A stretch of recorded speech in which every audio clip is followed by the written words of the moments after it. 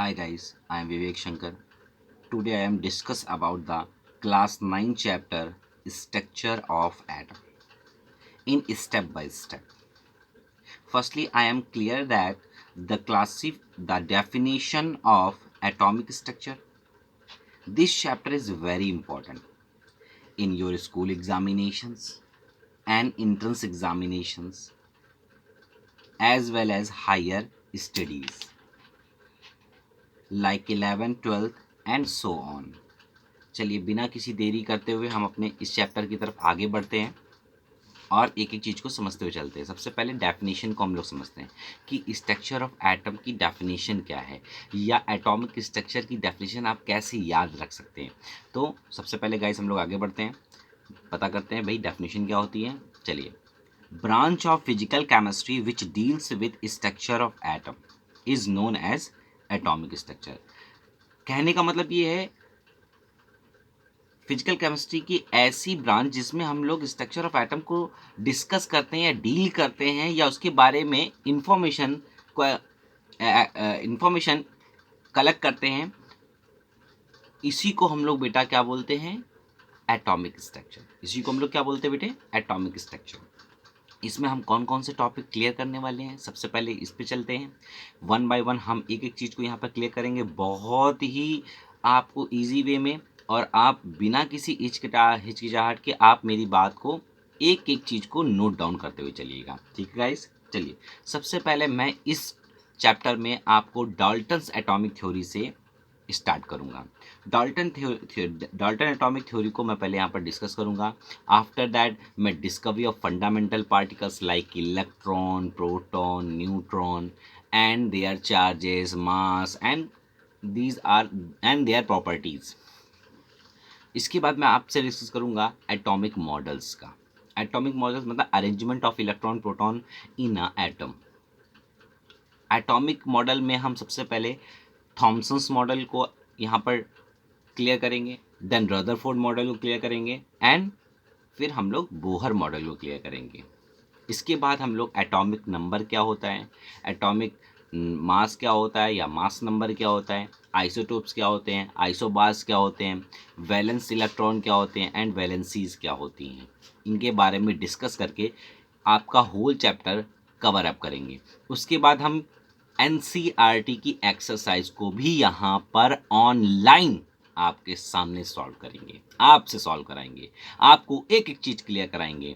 चलिए, बिना किसी देरी करते हुए हम अपने टॉपिक की तरफ आगे बढ़ते हैं और आपको एक एक चीज़ को हमें समझाता हुआ चलता हूँ। सबसे पहले मैंने बताया था कि हम आपके साथ डॉट को क्लियर करेंगे। डॉट का मतलब डाल्टन्स एटॉमिक थ्योरी से है मेरा। डाल्टन एटॉमिक थ्योरी बहुत इंपॉर्टेंट थ्योरी है दोस्तों। डाल्टन एक ऐसे साइंटिस्ट थे कि इन्होंने बताया था कि पूरे यूनिवर्स की जो सबसे छोटी यूनिट होती है उसे इन्होंने एटम बोला था। एटम का मतलब ही होता है नॉट डिवाइडेबल, मतलब इतनी छोटी यूनिट जिसको दोबारा से हम लोग फर्दर डिवाइड ना कर सकें। इस टाइप के जो स्मॉल पार्टिकल होते हैं उनको इन्होंने एटम्स बोला। आइए चलिए उन्हीं के मेन पॉइंट्स की तरफ चलते हैं।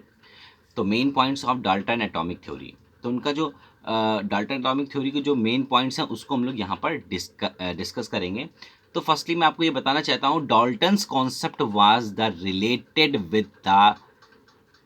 With the individuality. जो डाल्टन की जो कॉन्सेप्ट है वो इंडिविजुअलिटी से रिलेट करता है किसी एटम के, of atom, and the main points are, उसके मेन पॉइंट्स क्या हैं उसको डिस्कस करते हैं। ठीक है, आप लोग लिखते हुए भी चलिएगा। सबसे पहले मेन पॉइंट्स उनके बारे में बात करते हैं। पहला मेन पॉइंट क्या है? Atom is the smallest particle of the element which can not be further सब डिवाइडेड। मतलब एटम किसी भी एलिमेंट का वो छोटा से छोटा पार्टिकल होता है जिसको दोबारा से डिवाइड नहीं किया जा सकता।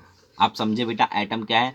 एटम एक किसी भी एलिमेंट का वो छोटा से छोटा पार्ट है जिसको दोबारा से डिवाइड नहीं किया जा सकता। इनका पहला पॉइंट था। दूसरा पॉइंट दोस्तों इनका क्या था? Atoms of same elements, atoms of same elements are similar but different from atoms of other element. इनका कहने का मतलब ये था कि जो सेम एलिमेंट्स होते हैं एलिमेंट्स में जो सेम एलिमेंट होते हैं उनके एटम भी बेटा सेम होते हैं, बट डिफरेंट एलिमेंट्स के जो एटम्स होते हैं वो डिफरेंट होते हैं. तो atoms of same element are similar but different from the atoms of other element. कहने का मतलब है कि मान लीजिए गोल्ड एक एलिमेंट है, तो गोल्ड के अंदर जितने भी पार्टिकल होंगे वो एटम होंगे वो गोल्ड के होंगे according to Dalton's law, but it is different from the silver atoms. ये सिल्वर एटम से डिफरेंट होंगे, इनका ये कहना था. समझ रहे दोस्तों, मैं आपको एक एक एग्जाम्पल के साथ समझा रहा हूँ, तो इस चीज़ को बहुत गौर से समझिएगा. फिर से मैं इस पॉइंट को आपके साथ क्लियर कर देता हूँ ताकि आपको बिना बिल्कुल भी डाउट ना रहे. ठीक है, फिर से चलिए देखते हैं कि atoms of same elements are similar. मतलब सेम एलिमेंट्स के जो एटम होंगे वो सेम होंगे but different from atoms of other element, but वो दूसरे एलिमेंट के एटम से डिफरेंट होंगे.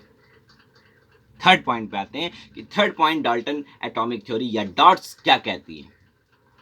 Atoms of different element will combine in the simple ratio. कहने का मतलब ये है कि atoms of different element will combine in the simple ratio and form compound. भाई डिफरेंट जो एटम्स होते हैं वो किसी सिंपल रेशियो में ही कंबाइन करके किसी कंपाउंड को बना सकते हैं. जैसे देखिए मैग्नीशियम के एटम्स अगर ऑक्सीजन के एटम्स ये दोनों ही आपस में डिफरेंट है. मैग्नीशियम का एटम और ऑक्सीजन के एटम्स अलग अलग हैं, बट ये दोनों आपस में एक सिंपल रेशियो में कंबाइन कर सकते हैं. सिंपल रेशियो में और क्या बना सकते हैं, 2MgO. इसको बोलते हैं मैग्नीशियम ऑक्साइड. क्या बोलते हैं बेटा, इसका क्या नाम है, मैग्नीशियम ऑक्साइड.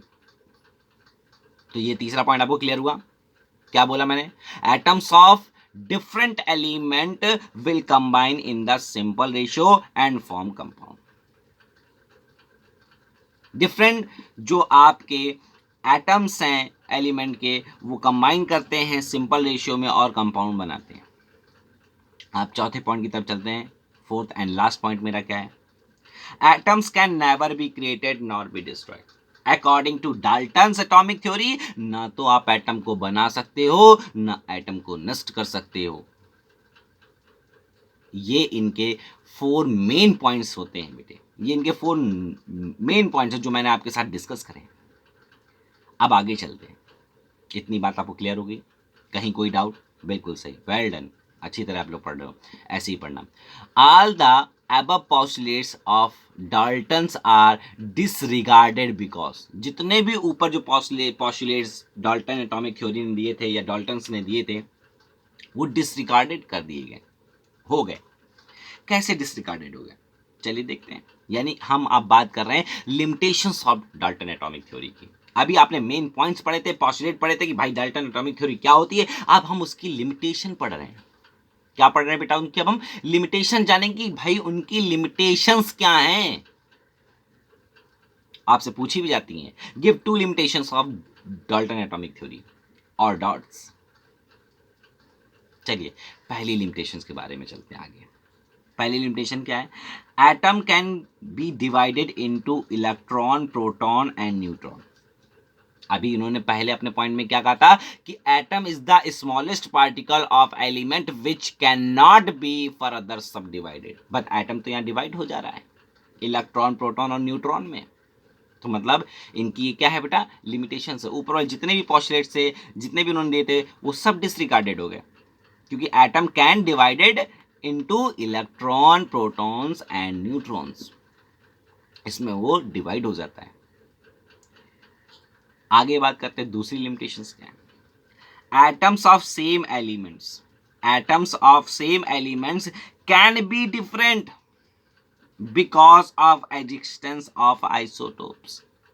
भाई सेम एलिमेंट्स के जो एटम होते हैं, समझना मेरी बात को, एटम्स ऑफ सेम एलिमेंट्स के जो एटम्स होते हैं वो डिफरेंट हो सकते हैं because of existence of isotopes. बेटा हम आगे मैंने आपको बताया था कि मैं आइसोटोप्स के बारे में भी आपको बताऊंगा, बट यहां पर भी मैं कुछ आपको आइडिया दे देता हूं.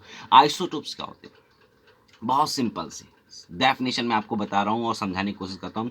एक ही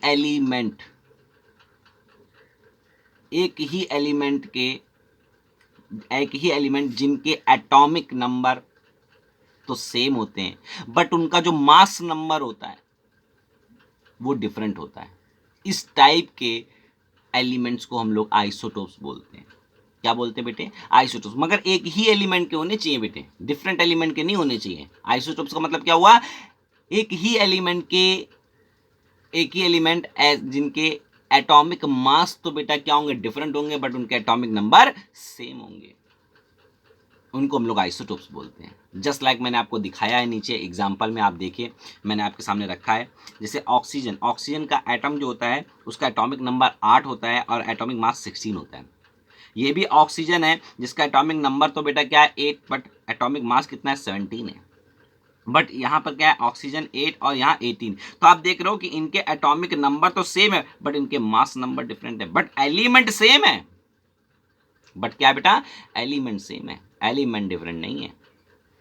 वैसे ही कार्बन के, कार्बन के देखिए 612, 613, 614, ये कार्बन के आइसोटोप्स हैं।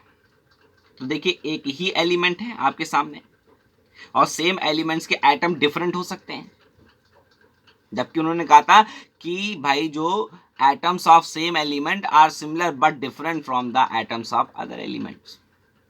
याद है ना आपको सेकंड पोस्टलेट? मैंने वैसे ही डेटो वैसे ही आपको बताने की कोशिश करी है कि अगर आप उसने पहले फर्स्ट पॉइंट में ये बोला तो मैंने फर्स्ट पॉइंट में वही लिमिटेशन लिखी है जो उससे रिलेट करें, ताकि आपको इजीली वे में समझ में आए।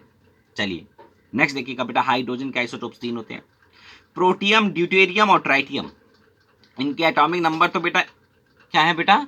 सेम है, 111, बट एटॉमिक मास क्या है? 1, प्रोटियम का, ड्यूटेरियम का 2 और ट्राइटियम का 3। इसको रेडियो एक्टिव एलिमेंट भी बोलते हैं बेटे, ये रेडियो एक्टिव एलिमेंट है। इसके बारे में हम बाद में आपको डिस्कस करेंगे। चलिए आगे बढ़ते हैं। सपोज करिए हाइड्रोजन H2O अगर बनाता है तो उसको हम लोग सिंपल वाटर बोलते हैं, अगर D2O बनाता है तो उसको हम लोग हैवी वाटर बोलते हैं। क्यों? क्योंकि ड्यूटेरियम जो है वो हाइड्रोजन का आइसोटोप है। क्या है बेटा? हाइड्रोजन का आइसोटोप है। चलिए और आगे बढ़ते हैं।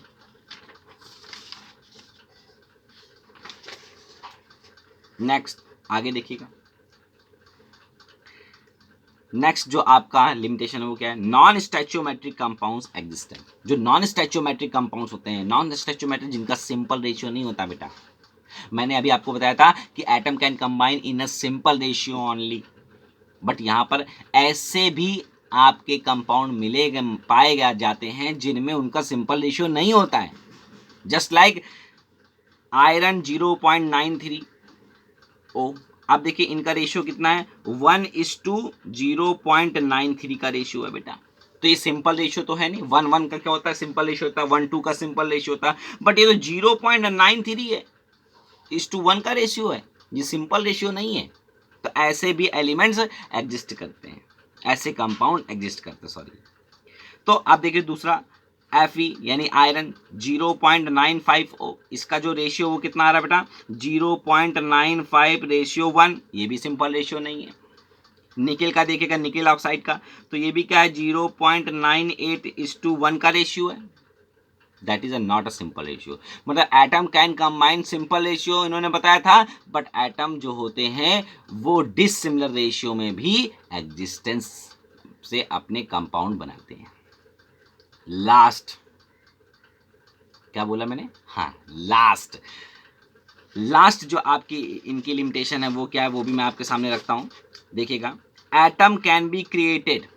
अभी इन्होंने क्या कहता है? Atom can not be created, can not be destroyed, it converted, sorry, है ना। इन्होंने जो डाल्टन ने बोला था, उन्होंने क्या कहा था कि एटम को ना तो बना सकते हैं ना तो बिगाड़ सकते हैं, बट एटम को क्या कर सकते हैं हम लोग? एटम को हम लोग केवल और केवल एक फॉर्म से दूसरे फॉर्म में कन्वर्ट कर सकते हैं, बट ऐसा है नहीं। Atom can be created with the help of artificial radio activity. ये इनकी 4th लिमिटेशन है और लास्ट लिमिटेशन है। तो आपको ये याद रखनी है, क्या बेटे? याद रखनी है कि atom can be created with the help of artificial radio activity. देखिए मैंने अपने इस वीडियो में आपके साथ डिस्कस किया है डाल्टन्स एटॉमिक थ्योरी को, और आपको चैप्टर का ओवरव्यू दिया है ताकि आपको दिक्कत ना हो कहीं पर पढ़ते समय। आप अपनी किताब उठाइए, उसमें भी देखिए बिल्कुल मैंने सिंपल वे में आपको बताया है। अगली बार जब मैं आपके साथ आऊँगा या नेक्स्ट वीडियो आएगा तो वो डिस्कवरी ऑफ फंडामेंटल पार्टिकल्स पे होगा, कैथोड रे पे होगा, एनोड रे पे होगा, डिस्कवरी ऑफ न्यूट्रॉन पे होगा। पहले मैं फंडामेंटल पार्टिकल की डिस्कवरी आपके सामने डिस्कस करूँगा नेक्स्ट वीडियो में। Thank you for watching my video.